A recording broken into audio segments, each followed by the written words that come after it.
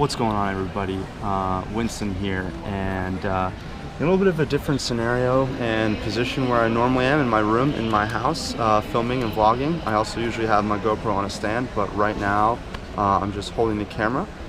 As you can probably see and hear from what's around me, I'm currently at the airport. I'm actually flying to Italy tomorrow, or today.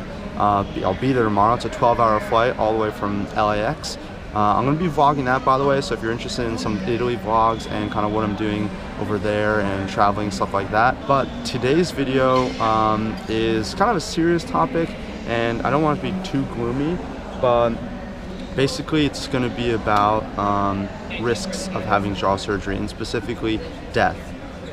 Recently in the community there was a patient who was part of the support groups that I'm a part of on Facebook, and it was announced that she ended up passing away. And a lot of people saw that message and started freaking out, writing that they were totally reconsidering the surgery, that it was totally scaring them. They had this fear, they had this bad idea that something like this could happen to them, and that maybe the surgery itself is very, very risky and that they too could pass away or something like that. I kind of want to address this and just talk about it, kind of give my perspective after having gone through the surgery myself.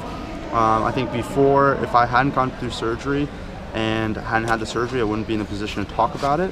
But since I have, I think I can kind of relate to my experience and how it went for me. And you guys can see my videos and kind of see how I recovered and healed. But also on top of that, I kind of want to tell you about some research and some reading that I've done, and kind of bring in some facts to the discussion, because ultimately, like, it's all numbers. I mean, this stuff you can find out. There have been papers written and research has been done on the risks of this specific surgery. And I want to kind of talk about the facts and kind of put it out there for people who are questioning the surgery, think it's risky, might be scared or worried about dying ultimately. All right, so first of all, the first thing I want to mention about this is when we think about jaw surgery, and everybody that at least knows me or has seen my videos, it's kind of this, it's a very niche group, right? Jaw surgery is just a single piece of a larger practice, which is orthognathic surgery, right? That includes like cleft lip surgeries, palate surgeries, deformities of the mouth and jaw. Those are all different surgeries and practices and specific, procedures that fall underneath orthognathic surgery, while jaw surgery is just a single one of them. So that's one thing to consider and know about, first of all.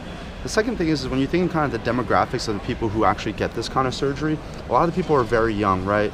You can start getting this once your jaw is fully kind of developed and formed. So we're talking, you can be like 19, as young as like 18, 17, 19, probably about 19 I would say is the youngest. People do get it younger though. It has been done before and successfully. But I kind of just think that you're growing, so most people recommend getting it later. So let's say 19. For me, I actually was told wait till 24. I'm 25 now, so I had it even later. But mostly the people that get the demographic surgery is like from 19 years old to like 26 years old. It's a younger demographic. And because of that, a lot of the procedures are actually pretty successful. One, because the patient themselves are very young and are able to bounce back from a surgery like that. And two, what I'm going to go into later is that the procedure is very, very safe. Modern medicine has come a very long way, and if you talk to your surgeon, there's just so much prep work that goes into having the jaw surgery. There's something called Dolphin, which is a 3D mapping of your face. There's VSP, which is virtual surgical planning. They basically take an MRI of your whole head and they can map it onto a computer and then move your actual bones and actually do the cuts and see what it's going to look like in the future. So everything's mapped out and planned out. They almost basically do the surgery before you even get it done, as like a practice. So you obviously want to set up a good team and the right people around you, but at the same time, there's a lot of steps that go into having the surgery done that make it very, very safe. And I want to kind of talk about a report that I read recently. First of all, if you look up on Google and type in like mortality rate or death rate of jaw surgery, you're not going to find that many reports. And the reason is because there essentially are none. It's so few that it's basically not tracked. There cannot be a report about it because there's so few deaths. And in fact, most of the deaths happen from anesthesia-related issues, and that's 1 in 100,000 operations. And that's just kind of like a general surgery risk. It's not a jaw surgery risk. It's not because you had your mouth broken and stuff like that. It's more just like a risk of surgery, which happens to people if they get their hip replaced, happens to people if they get their femur broken, their legs broken, it needs to be rebuilt, people who crash cars, motorcycles, whatever. All those surgeries have the same risks that jaw surgery does. There's nothing riskier about jaw surgery than I think any of those other surgeries. I could be wrong. Okay, this is just kind of my opinion, and from what I've been reading, but mostly the deaths that come from jaw surgery are just anesthesia related. Now, talking about this report, I read a report that was done in Korea. It was done in 2016, and basically they did a study on all publicly recorded and written about deaths related to orthognathic surgery and facial contouring surgery. So that means they use search words like jaw surgery, contouring surgery, plastic surgery, death, side effects, complications. They use all those keywords to find any type of report or a record of somebody that had died with those keywords. And those things include different things like that. Again, that's not just jaw surgery. Like I mentioned, it could be plastic deaths, plastic surgery, stuff like that. Now, these deaths, there were 14 total cases over 16 years, and in Korea they do 5,000 orthognathic surgeries a year. Not 5,000 jaw surgeries, but 5,000 orthognathic surgeries related to plastic surgery, whatever things I just mentioned. So already that number is very, very low. Now, if you take a calculator out and you do 14 divided by 80,000, because 5,000 times 16 years is 80,000. So over 16 years, 80,000 surgeries were done. 14 people died. That's times that to 100. That's 0.0175% mortality rate, and that includes everything. So for this study, out of the total 14 cases of deaths over 16 years, 10 of them occurred during facial contouring surgery, which I'm not really sure specifically what that exactly is. 4 occurred during orthognathic surgery, and here were the cases of death. 2 of them were bleeding, 4 cases were respiratory problems, 1 was malpractice, and 6 was unknown.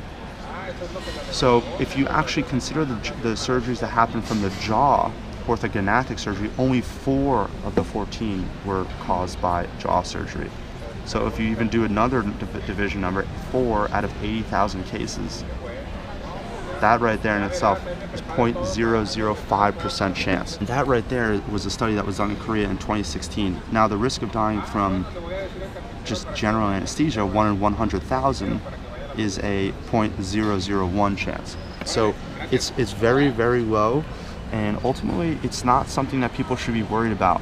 Now, the reason I think that people really shouldn't be worried about it is the benefits of the surgery. So the beneficial effect on the quality of life that you get from orthognathic surgery has been extensively demonstrated, and you can even just go into these support groups and see how happy these people are. I think a lot of people wrote about that after this patient died recently, was that how happy they would do it, and they would do it 100 times over. Honestly, so would I. Most orthognathic surgeries with jaw deformities are relatively young when they undergo the treatment, and therefore derive a lifelong benefit. The cost effectiveness of this treatment has also been convincingly demonstrated. So this is another report. This one is a report from the British Association of Oral and Maxillofacial Surgeons, report from 2013, and that's what they write about. And this report here talks about how many surgeries they had: 2,700 in England in 2012, and no reported cases of any deaths. So I think I'm kind of getting the point across here, guys, but I think what I want to basically sum it up is that the incidences and complications that result from jaw surgery are so rare, they're actually almost non-existent and not even recorded. It's more so a death possibly from just something that's unknown, something that not anybody would have been able to predict. Like that same patient could have passed away from surgery on their leg or on their hip or on their back or something like that. It isn't specifically jaw surgery oriented, and I think that's what's important to point out here.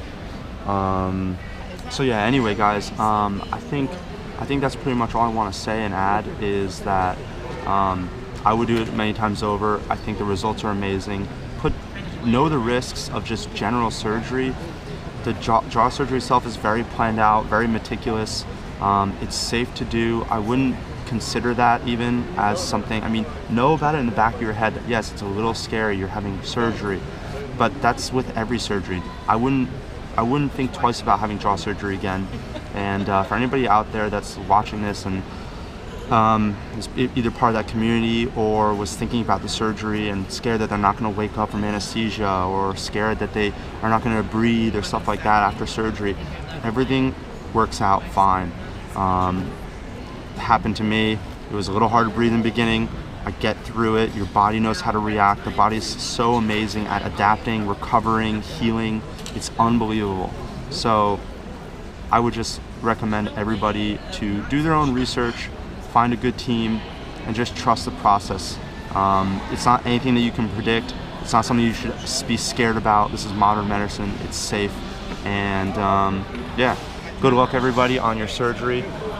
It's gonna go fine. If you're about to have it, if you've already had it, you're having complications, things are gonna get better. Everything's uphill after the surgery. Just take some time, give your body some time, and that's pretty much it.